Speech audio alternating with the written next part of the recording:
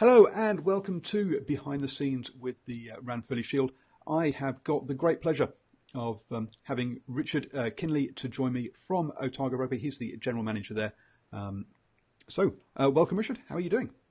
Oh, good. Thanks, Paul. Thanks for contacting me. Oh, it's a pleasure and time mine. So, just a bit of history for people. This is the sixth time that Otago have held the Ranfurly Shield. With the last time being in 2013 when you were at Otago, where you also won it off Waikato, funnily enough. And then previous to that, it was 1957. So what does it mean to Otago to have the Shield? I think it's taken a while to sink in that that's back in Otago, particularly over the summer. I think what it is, it's an opportunity for us to I suppose, bring rugby to the forefront in the community.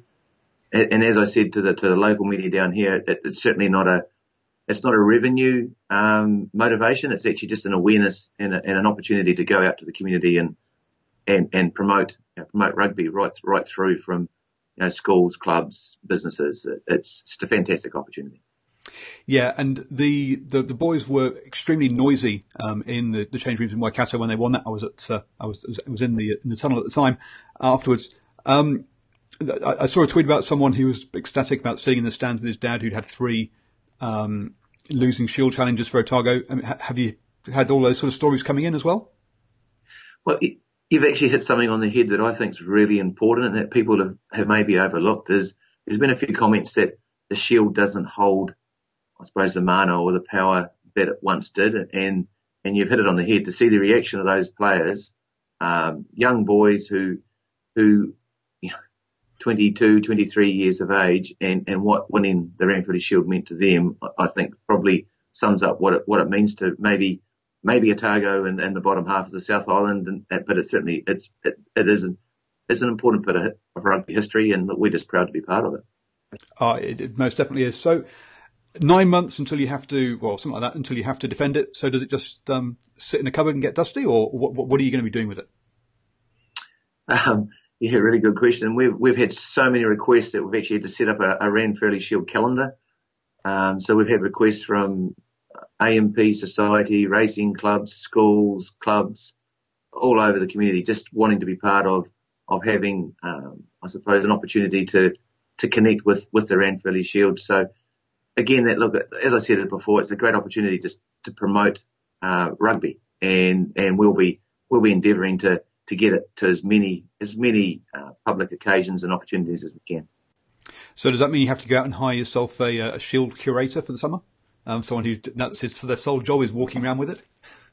Yeah, well, actually, at the moment, our marketing manager has almost taken over that mantle, and there are some quite clear protocols from New Zealand Rugby around Shield lending or security and looking after it. So yeah, we just got to be mindful too that it's not a free for all. That there is some responsibilities and respect that needs to be hand in hand with it. Yeah, it does seem though that it's much more accessible to the public than some other trophies. I was an Uber driver for a short while, and I drove the curator of the America's Cup, and he was saying how he could that couldn't be sort of taken out of the building without two security guards. I guess it's nice that you have something that is accessible to the people. You don't have to have it under kind of 24-hour security. The people look after it as well. Yeah, and I think without it being a cliche, it is a trophy for the public. I think what I've seen from other unions over the years is that they really make an effort to engage and celebrate with their people. So that will be no different down here. So did you have a flurry of Heartland Championship teams phoning up saying, hey, can we have a pre-season game because you got the Shield, or did you already know who you're going to be playing?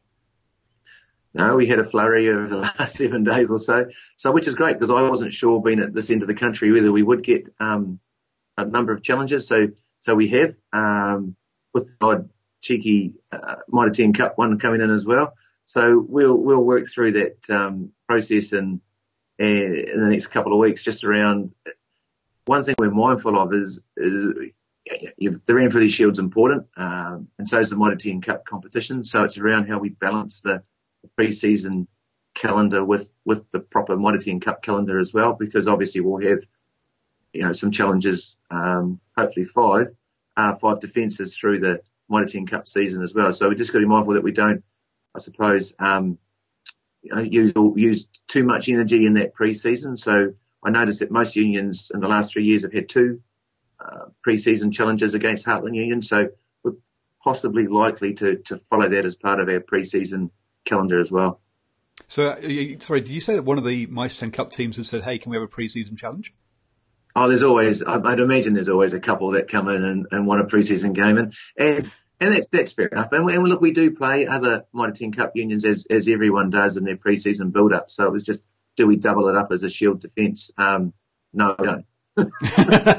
Yes, no, I didn't. And do you know who your first sort of Shield defence will be in the Mitre 10 Cup, or is that schedule not out yet? No, that's the draft Mitre 10 Cup schedule's not out yet. I think there's a media release going out today around the crossover picks. So we had a video and phone conference yesterday just to work through who's playing who in the crossover games. So that'll be released, if not now, in the next hour or two, okay, by NZR.